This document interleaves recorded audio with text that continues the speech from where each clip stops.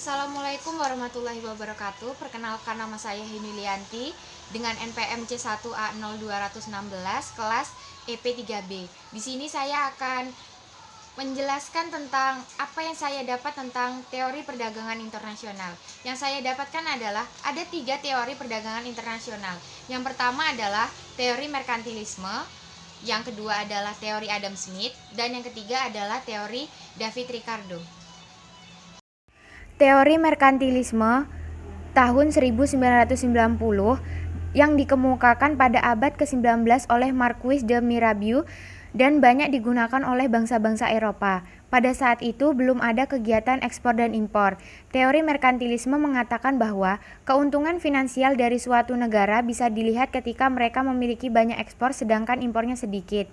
Sedangkan teori Adam Smith pada tahun 1776, ia mengatakan bahwa negara memiliki keuntungan absolut dan mereka memiliki sumber daya yang banyak yang lebih mutlak dibandingkan dengan negara lain. Sedangkan teori David Ricardo pada tahun 1817 yang mengatakan bahwa suatu negara tidak dapat memproduksi suatu produk yang lebih efisien sehingga ia membutuhkan negara lain untuk memproduksi produk tersebut. Jadi, kesimpulannya, dua negara tersebut sama-sama bisa memproduksi satu produk itu dengan cara melakukan ekspor dan impor di kedua negara tersebut.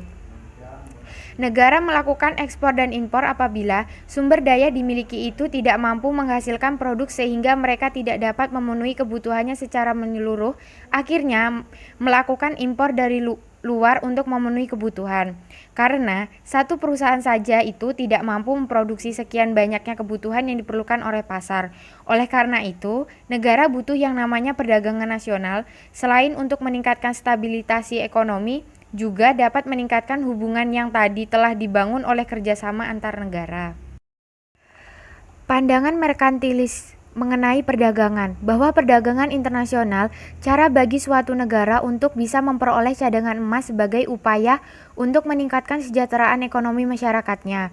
Mendapatkan jumlah cadangan emas makin bertambah manakala surplus neraca perdagangan itu dari waktu ke waktu terus meningkat yang dilakukan dengan campur tangan pemerintah.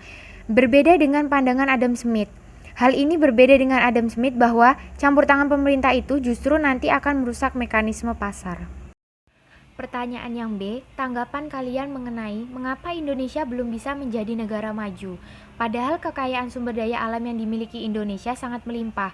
Contohnya emas, kaitkan dengan teori merkantilisme.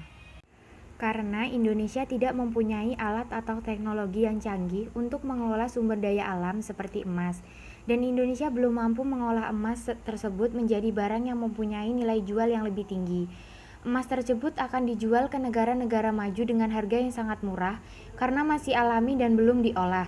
Negara-negara majulah yang mengolahnya. Setelah diolah oleh negara maju, kemudian emas itu dijual lagi ke Indonesia dengan harga yang sangat tinggi.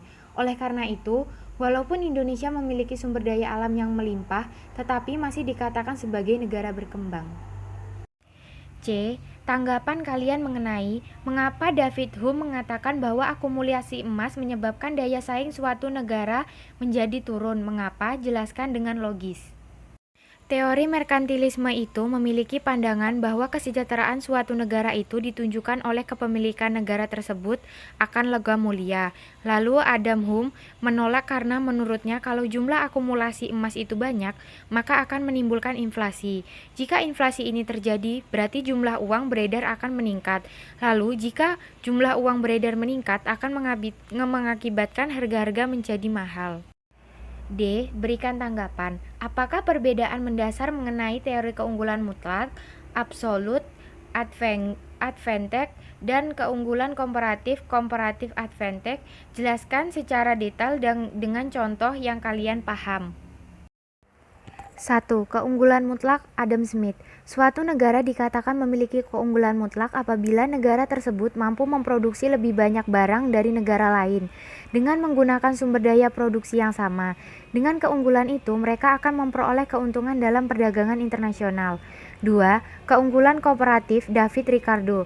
Suatu negara dapat melakukan perdagangan internasional meskipun tidak memiliki keunggulan mutlak, yakni dengan berspesialisasi pada barang yang memiliki kekurangan yang kecil dibandingkan dengan produk barang lain. Contoh dari kedua negara, Indonesia dan Malaysia, memproduksi sepatu dan produk pakaian. Output setiap jam dari masing-masing negara. Indonesia memiliki keunggulan absolut dalam produksi pakaian dan sepatu. Indonesia memproduksi 6 sepatu dan 3 pakaian, lebih banyak dari Malaysia. Sedangkan Malaysia hanya memproduksi 1 sepatu dan 2 pakaian. Namun, dari perspektif David Ricardo, Malaysia dan Indonesia keduanya memiliki keunggulan komparatif. Malaysia memiliki biaya peluang yang lebih rendah dalam pakaian. Di Indonesia, biaya peluang untuk memproduksi 1 unit pakaian adalah 2 unit sepatu atau 6/3. Sedangkan di Malaysia, biaya peluang untuk memproduksi 1 unit pakaian hanya 0,5 unit sepatu atau 1/2. Karena itu, Malaysia memiliki keunggulan komparatif dalam produksi pakaian. Sementara itu, untuk produksi sepatu, Indonesia memiliki keunggulan komparatif. Indonesia dapat memproduksi 1 sepatu dengan biaya peluang 0,5 unit pakaian atau 3/6. Dan Malaysia memiliki biaya peluang 2 unit pakaian atau 2/1.